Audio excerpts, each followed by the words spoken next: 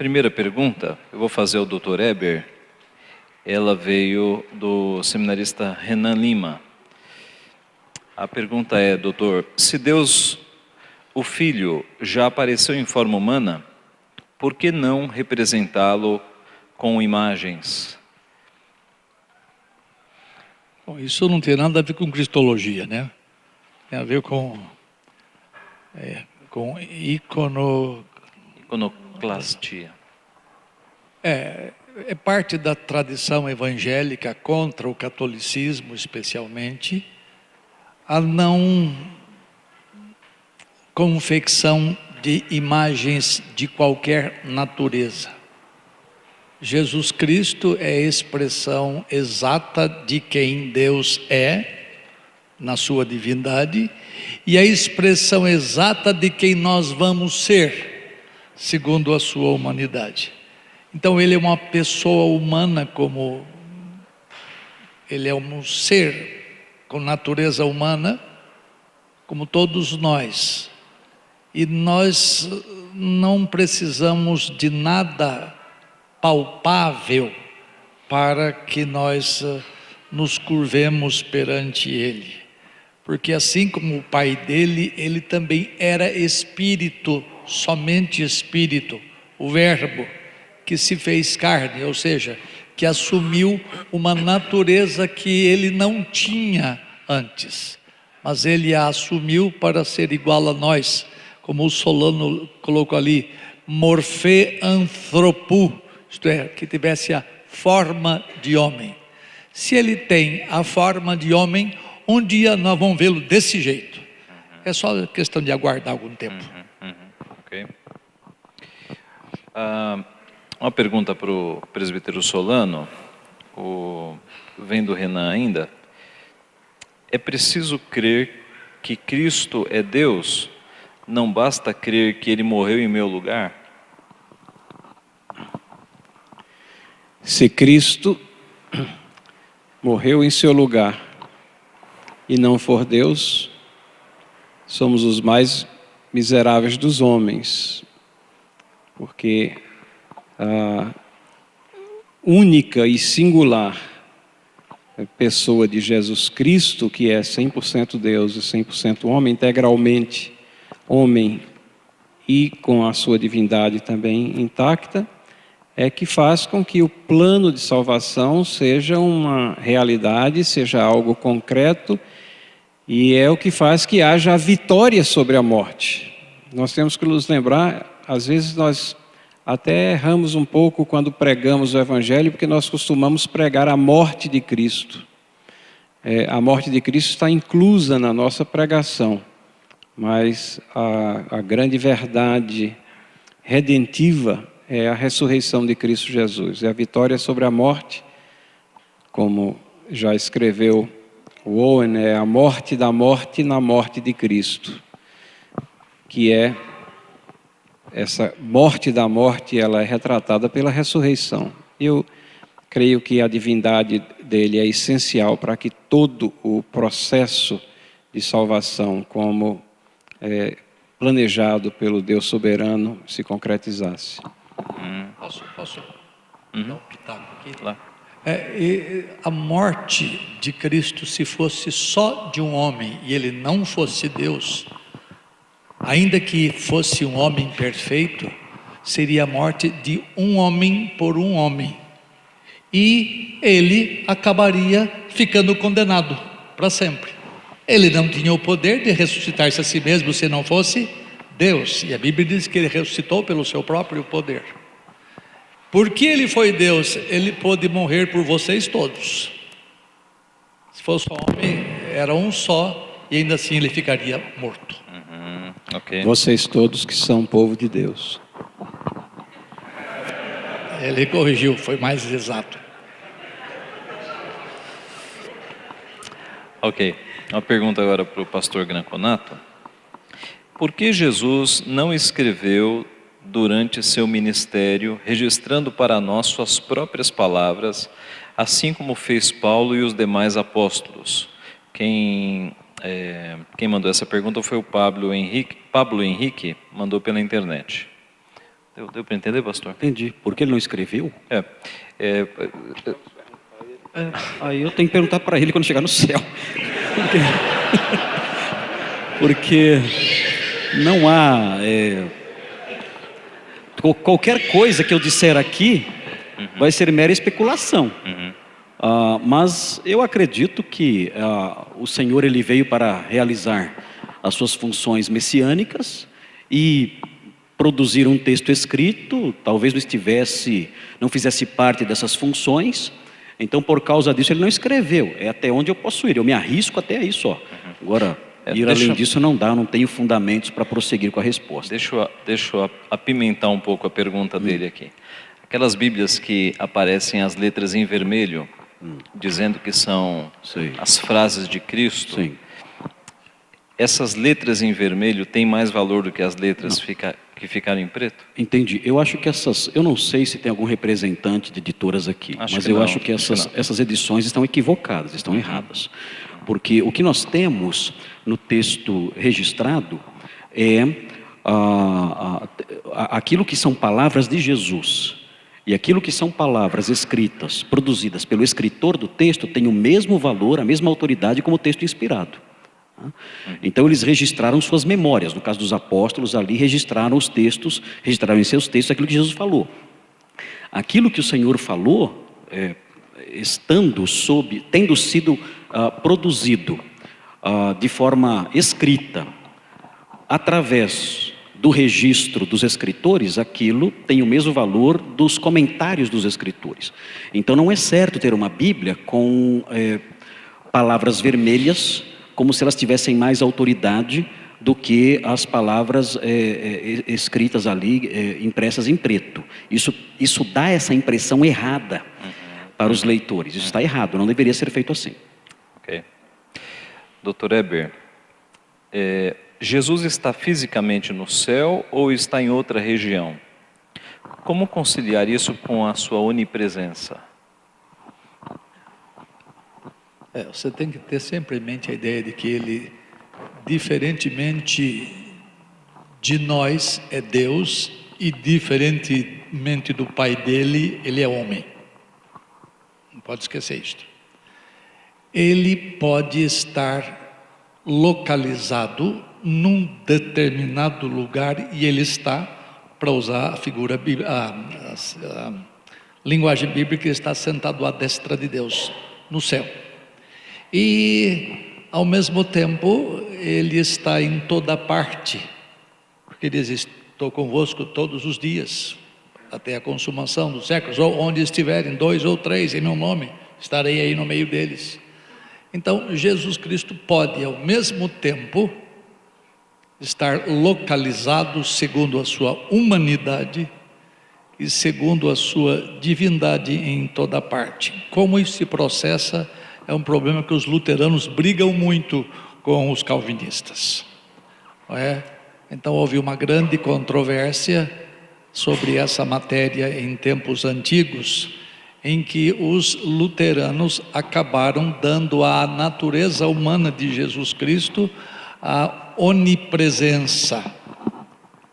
Lutero fez isso e os seus seguidores também.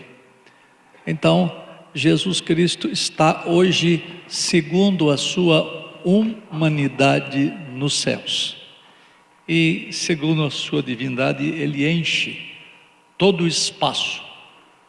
Ele está presente em toda parte, porque ele nunca deixou de ser Deus. Enquanto ele estava aqui entre nós, nós não podíamos ver esta faceta dele. Mas quando ele retornou ao céu e tudo foi dado a ele, a glória retornou a ele, ele nunca perdeu, ele não a usou. E então ele está em toda parte. Esse é o meu Redentor, esse é o Redentor de vocês. Ele é extremamente complexo como pessoa. Ele escapa à nossa compreensão. Por isso que ele pode estar num lugar, quando você olha como homem, com a natureza humana, e pode estar em toda parte, quando você o vê como Deus que é. Ok. Pergunta para o Solano. no seu estado de glória, Cristo ainda sofre, ele colocou entre aspas, os efeitos da sua humanidade, fome, sede, sono. Se os irmãos quiserem participar também. Seu estado? Atual. O seu estado atual. Existe, nós não sabemos explicar todas as coisas, nem compreendê-las na sua totalidade, mas existem algumas diferenças patentes da humanidade atual e a humanidade na sua humilhação. Alguns efeitos, os efeitos do pecado, eles estiveram certamente, os efeitos cósmicos do pecado, como eu coloquei, estiveram certamente presentes no estágio da sua humilhação. Essa diferença, mesmo em sua humanidade integral após a ressurreição, ela é evidente no fato de que os lençóis não estavam desenrolados, mas ele atravessou-os, o fato de que ele surge inesperadamente, ou seja, algumas diferenças existem. Aquela cegueira com relação à aparência de Cristo que os apóstolos após a ressurreição tiveram, pode ter sido uma cegueira espiritual de não reconhecer ali, como pode ter alguma coisa diferente. E ao mesmo tempo nós somos ensinados na palavra de que houve ingestão de alimentos e de que a marca dos cravos estava permanentemente presente. Obviamente que efeitos do pecado como dor e esse tipo de coisa não existe. Tristeza, o pecado causa tristeza, não é o efeito na pessoa em si, mas o pecado causa tristeza. Mas nós entristecemos a Deus em todos os sentidos. A humanidade entristece a Deus com seus pecados, né? Isso não faz com que Deus seja pecador, mas é um dos efeitos do pecado. Mas nós sabemos que tudo caminha para a vitória final do Deus soberano. Que efeitos especificamente nós poderíamos dizer do pecado que afetam a Cristo? Certamente aqueles efeitos que o afetavam durante a encarnação, há uma diferença agora, mas ainda ele se entristece com o pecado, e essas são questões bem difíceis também de nós entendermos, mas são bíblicas. Eu usaria duas palavras que eu na primeira edição errei, depois corrigi. Eu fiz diferença entre fraquezas e limitações. Fraquezas são o resultado do fato dele assumir os resultados da nossa natureza caída, angústia, dor, etc, etc. Agora, fome, sono, sede, isso não tem nada a ver com pecado. Isso tem a ver com limitação. E se Jesus Cristo é homem, ele continua tendo limitação. Eu falo umas bobagens de vez em quando e tenho que aguentar a carga, mas nos meus trabalhos eu digo a respeito de Cristo sendo alimentado no céu. Ué, lá tem padaria? Deus alimentou quase 2 milhões de pessoas, ou 600 mil homens, além de mulheres e crianças no deserto, sem ter McDonald's nenhum no caminho. Sobrenaturalmente ele fez descer pão e carne. Por que ele não pode providenciar para o seu próprio filho? Então não tentem eliminar a humanidade de Jesus Cristo, mesmo no céu. Lembra, o céu não é um lugarzinho onde você vai ficar cantando corinho lá, não. O céu é um lugar, e lá Deus tem tomado as providências. Aliás, Jesus Cristo está construindo a cidade onde alguns, se não muitos de nós vamos morar. Então é um lugar, e Deus tem providenciado coisas para ele comer. Certamente, como homem, segundo a sua humanidade, ele precisa repousar. Se ele disser que ele não precisa repousar, ele não é homem mais, não é finito, mas passou a ser infinito. Se é infinito, não é homem. Então você não pode ter medo de atribuir finitude à natureza humana de Jesus Cristo. Não deifique, não divinize a humanidade de Jesus Cristo. Isso é importante a gente trabalhar. Sendo de Recife, eu espero que no céu tenha bolo de rolo.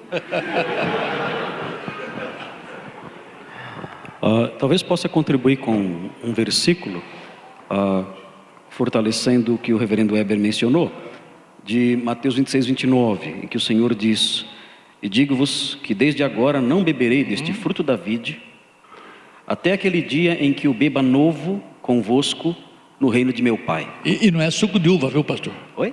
E não é suco de uva. Não, é vinho mesmo, de verdade. Não é para exagerar, porque a coisa é complicada. Então ele fala que vai fazer isso, né?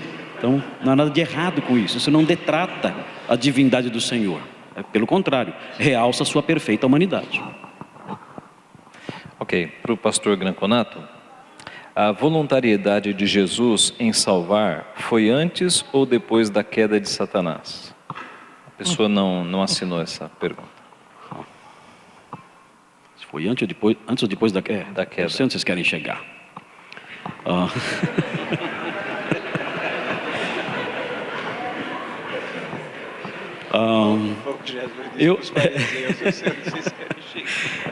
Na verdade, essa discussão, eu acredito que ela cai bastante no campo da teologia especulativa.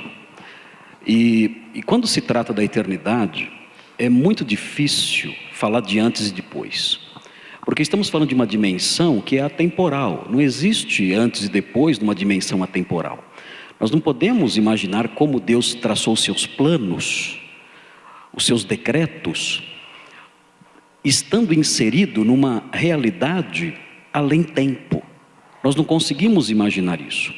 Nós podemos, no máximo, traçar uma ordo, uma sequência, talvez na base da lógica, mas não na base da cronologia. Eu tendo a crer que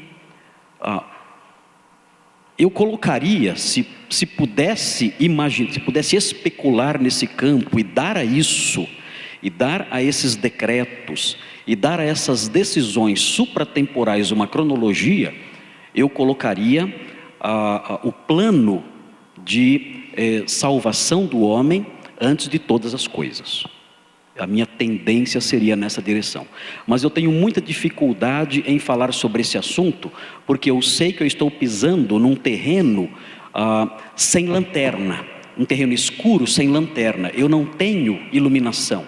Eu não tenho textos bíblicos que eu possa usar para iluminar essa questão. Então eu paro diante de um abismo nessas horas, quando estou diante de uma questão como essa, que envolve a eternidade, a supra-história, a realidade da atemporalidade dos planos e decretos de Deus. Eu prefiro, na verdade, parar diante desse abismo e não andar mais.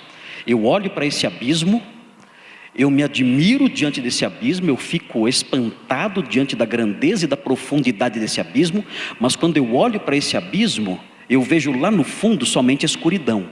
E o Senhor não supriu nenhuma tocha para que eu possa ver o fundo desse abismo. Então, a posição mais segura para o teólogo nessa hora, quando o Senhor nos coloca diante dos seus abismos, e há grandes abismos em Deus. Paulo usa essa linguagem: ó profundidade da riqueza. Há grandes abismos no conhecimento de Deus, há grandes abismos na teologia. Então, como estudioso de teologia, eu prefiro parar na beira desse abismo e ficar espantado com a sua grandeza e com o seu mistério, mas sem arriscar caminhar um pouco mais, porque o Senhor não colocou luzes lá. E se o Senhor não colocou luzes lá, qualquer resposta que eu der é uma resposta que nasce exclusivamente da minha criatividade e não da exegese bíblica. E aí então, eu vou estar propondo algo que é fruto apenas dos meus insights e vou talvez ensinar algo errado. Então eu prefiro parar diante do abismo, louvar ao Senhor pela sua profundidade e ficar espantado com isso, mas não andar. O Senhor não me deu lanternas para andar um pouquinho mais. E se eu andar um pouquinho mais na beira do abismo, eu posso me machucar e posso levar gente comigo. Eu concordo com você que não dá para andar além Na beira. além da beira do precipício, do abismo. O atributo da eternidade é um dos mais, talvez seja o mais difícil, porque nada em nós nos liga a essa compreensão, porque a finitude não permite. Mas ao mesmo tempo ele dá dicas para nós, né? Que lá em Tito fala assim, da vida eterna que Deus, que não pode mentir, prometeu intratrinitariamente, isso aqui é meu, antes dos tempos eternos. Concordo com você, a redenção foi não somente decidida, mas intratrinitariamente proclamada antes das coisas existirem. Agora, por isso que eu tenho que, quando eu falo de eternidade, eu tenho que botar sempre antes, durante ou depois, porque eu não sei falar sem a noção espacial e sem a noção temporal. Mas que ele arranjou tudo antes, ele arranjou. E o desgraçado caiu depois da criação. Essa é temporal. Entendeu? Satanás caiu no tempo. O grande problema é nós olharmos para esses decretos que sabemos que foi antes da fundação do mundo e tentar dar a eles uma sequência cronológica, como se Deus trabalhasse dessa forma, como se Deus trabalhasse produzindo uma coisa após a outra na eternidade. Então nós podemos ir até aí e dizer: o Senhor realizou todos os seus planos e decretou tudo isso antes da fundação do mundo. Mas isso é revelado, isso é luz. Até esse pedaço do abismo eu enxergo porque a luz da revelação me deixa enxergar, mas a cronologia desses decretos, a ordem cronológica deles, isso vai além da nossa compreensão. Mas Deus é lógico. Sim, podemos talvez ir na base da lógica. Sim. Mas existem também questões bíblicas que desafiam nossa razão, onde a nossa lógica nem sempre funciona. Sim, então, se ela não funciona muitas vezes e desafia a nossa razão naquilo que é revelado, o que dizer de coisas que não nos foram reveladas? Será que elas se situam também em algum aspecto em verdades e em realidades que vão desafiar também a nossa razão? Talvez, não sabemos, não enxergamos. Eu queria fazer algumas pontuações nessa discussão. Primeiro, concordar com o reverendo Graconato que nós estamos trilhando aqui alguns passos em teologia especulativa. Realmente é verdade, tem coisas que Deus não revela. Concordar com o reverendo Weber que Deus é lógico. E dizer que uma coisa, porque ela é incompreensível, não significa que ela seja ilógica. Então, ela pode ser incompreensível pela nossa finitude, mas podem ter certeza que ela é perfeitamente lógica. Porque os meus pensamentos não são os outros. E os nossos pensamentos não alcançam, nós não temos conhecimento exaustivo. Mas aquilo que nós conhecemos, nós sabemos, Paulo usa sabemos várias vezes nas suas exposições. Ela parece lógica para nós, né? Parece lógica. Obviamente que todas essas questões foram feitas antes dos tempos eternos, como diz o texto. Agora, provavelmente eu divirjo dos meus colegas numa questão. Eu não equaciono eternidade com atemporalidade. Eu acho que o tempo faz parte da essência de Deus. E uma das razões para eu pensar dessa maneira é que a encarnação ocorreu no tempo e no espaço. Houve um momento em que não era e há um momento em que há. E se não existisse temporalidade para Deus, no momento em que houve essa intersecção, ela passou a existir. Porque Jesus Cristo não foi eternamente encarnado, mas foi no momento. E há uma mudança dali para frente, quando o reverendo Weber bem colocou, na assunção da humanidade de Cristo eternamente, que eu faço uma distinção nesse eternamente. Eu acho que é tempo que você não consegue medir para lá nem para cá, mas eu faço uma distinção entre eternidade e atemporalidade. Esse assunto é bom, vai longe. Eu vejo eternidade como uma coisa indefinível, porque eu só posso pensar em duas categorias, temporal e espacial. Deus está envolvido com a temporalidade, porque Ele é imanente. Mas antes e acima da criação do universo, Ele já era. Mas está vendo, eu tive que colocar um passado, que não tem nas coisas divinas. Agora, eu tenho dificuldade, a Bíblia explica até que eternidade é aquilo que de eternidade a eternidade, que vem de lá e não termina mais. Para mim isso não é eternidade. Eternidade é o que faz contraste com o que é temporal, e eu não sei trabalhar nesse contraste. Ok. Dr. Weber, a pergunta veio assim: para explicar a expressão desceu ao Hades, eu creio que é uma referência ao credo apostólico, aquela cláusula do credo apostólico. Então, Jesus desceu ao Hades, em que sentido Jesus desceu ao Hades? Leia o meu artigo da Fides, que está lá, chamado Descendit ad Inferna. Há várias posições nisto. São 25 páginas somente. Eu vou só dizer o que eu creio ser. Lembrem-se de que no século IV, um presbítero chamado Rufinus, ele menciona o credo apostólico e não constava a essa altura a cláusula desceu ao Hades. Tinha que ser um presbítero, né? Esse presbítero mas ele usou essa frase e desceu ao Hades como uma expressão substitutiva de crucificado, morto e sepultado. No século VI, o pessoal achou bonitinho essa expressão, botou desceu ao Hades depois de crucificado, morto, sepultado, desceu ao Hades. Aí bagunçou tudo. Aí os evangélicos, especialmente católicos também, mas evangélicos adotaram a cosmovisão grega de Hades. Aí danou tudo.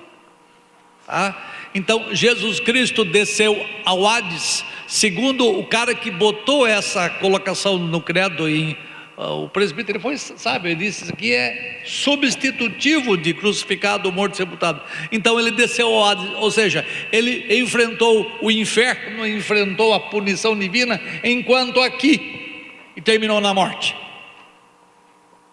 Enquanto aqueles de nós que vamos para os quintos enfrentam depois. Mas ele enfrentou enquanto aqui. Ele foi abandonado de Deus. Ele foi oprimido de Deus. Ele foi varão de dores. Ele sofreu todas as coisas que você e eu devíamos sofrer. Nesse sentido, pagando a morte com sangue, ele foi ao Hades. Não depois de ter morrido, como comumente se afirma no credo apostólico que os nossos inários possuem. Isso causa uma grande controvérsia. Então não tem nada. Então não tem nada a ver com pregar aos espíritos em prisão? Ok. Bonzinho.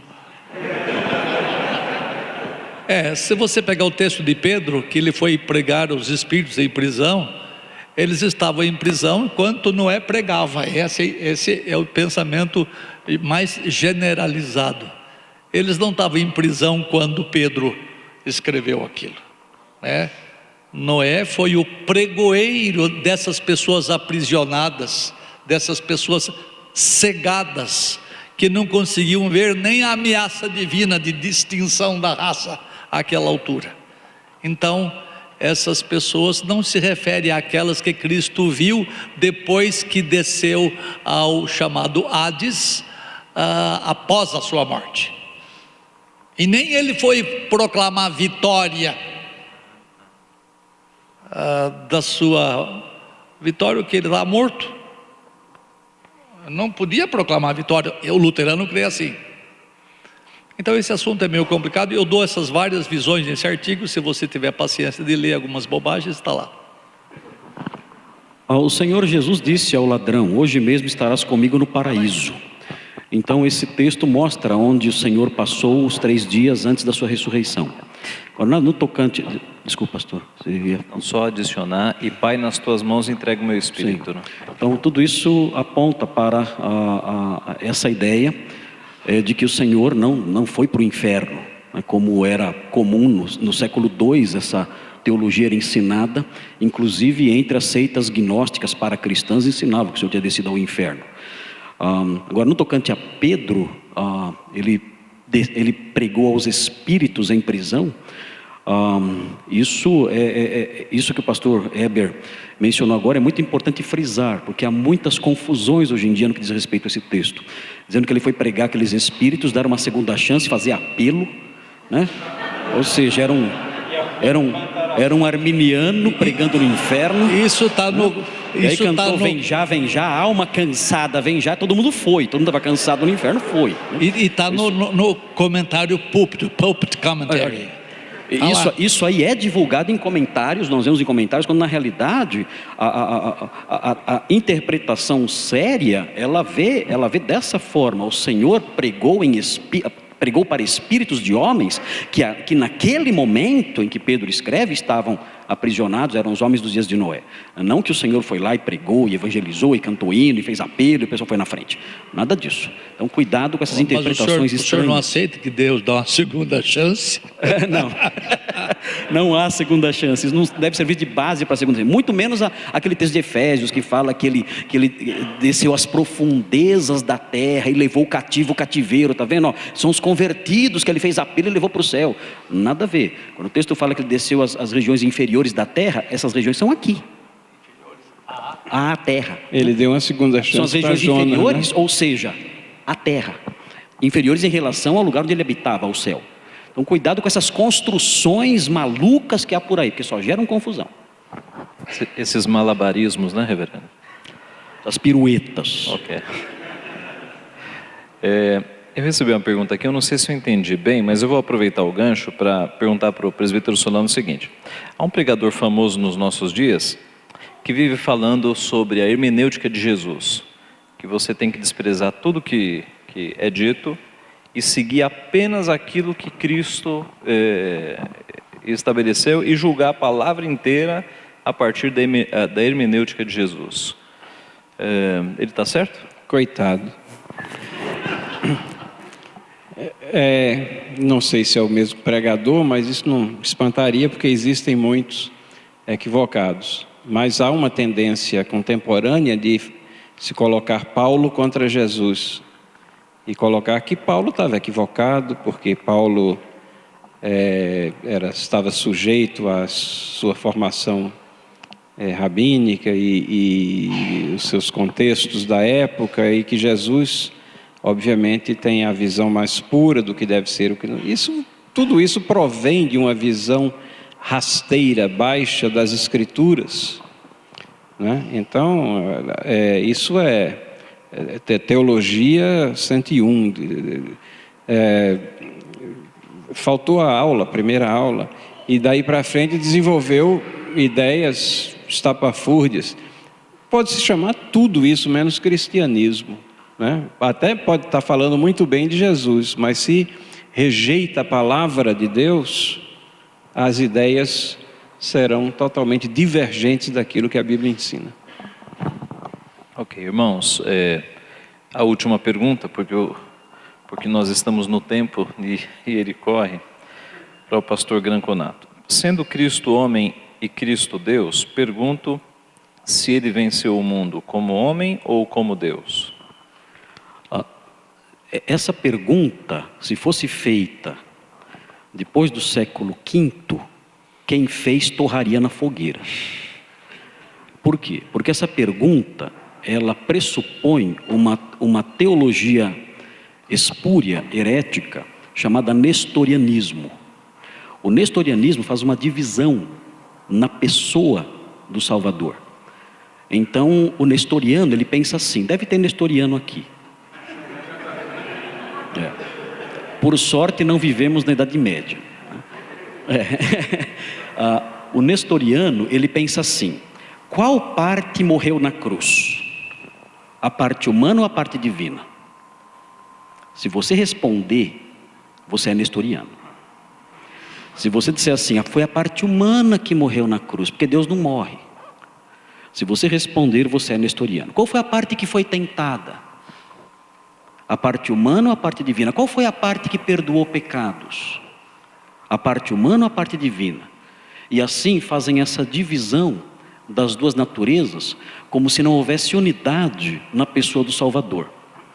Eu sei que é muito difícil conceber essa unidade nisso que nós chamamos de união hipostática. Há um grande mistério aí.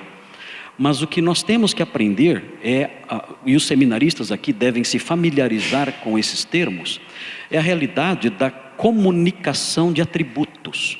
É a communicatio idiomatum. O que significa isso? Significa que na união hipostática, os atributos das duas naturezas, eles se entrelaçaram.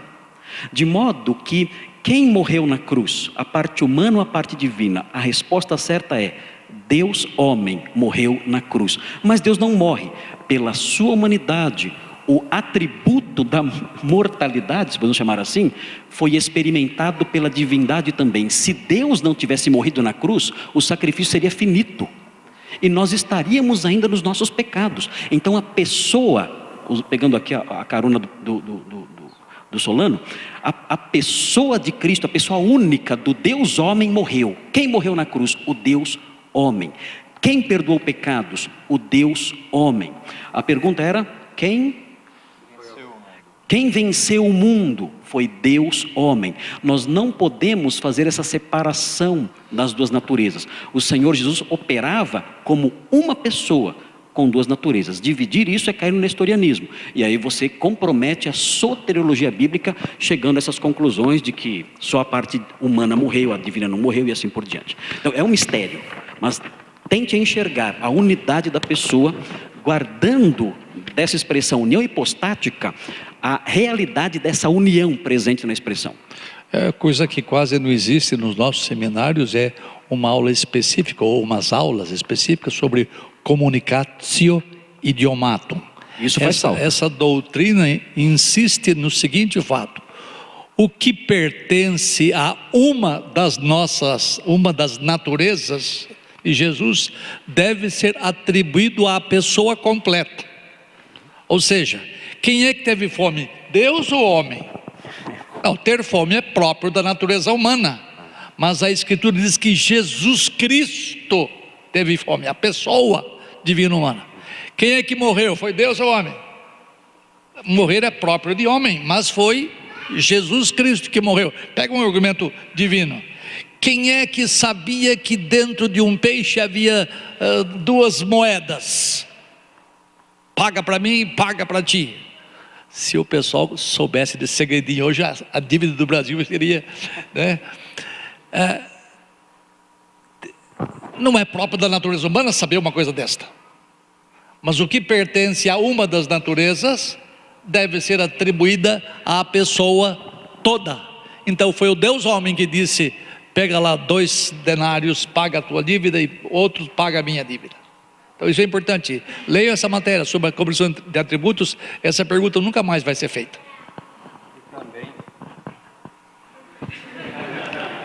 querem caçar minha palavra. E também essa tendência de dividir, ela se manifesta, é preciso cuidado, naquela questão de Salvador e Senhor. Né? Quando muitas vezes você ouve isso, não aceitou como Salvador, precisa aceitar como Senhor. Não é a pessoa de Cristo, Ele é Salvador, Ele é Senhor, Ele é profeta, sacerdote e rei. Você não pode aceitá-lo apenas como sacerdote e não como rei. Né? Ou seja, essa questão ela é indivisível na pessoa de Cristo, tanto a questão das naturezas como os ofícios de Cristo.